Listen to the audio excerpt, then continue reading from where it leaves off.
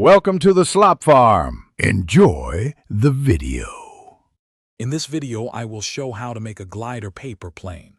First, take a standard sheet of paper, typically 5 by 11 inches, and fold it in half lengthwise. This creates a helpful center crease.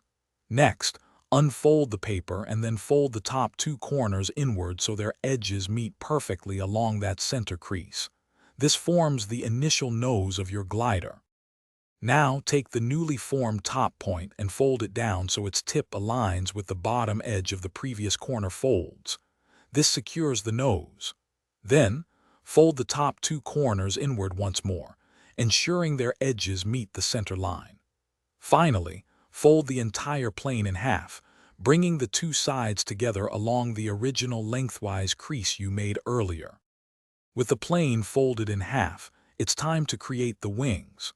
Fold down each wing, aligning its top edge with the bottom edge of the plane's body. Make sure both wings are folded symmetrically to ensure your glider flies straight and true. For added stability and lift, make a small upward fold, about 1/4 of an inch, at the back edge of each wing. Your glider is almost ready for its maiden flight. Make any minor adjustments to the wings, ensuring they are even and slightly angled for the best lift. Hold the plane gently near the center of its body and launch it with a soft, forward toss. Experiment with different launch angles to see what works best. Also, be sure to check the description below for a link to the new Kindle Paperwhite and other great deals. Thanks for watching. Consider subscribing if we helped you today.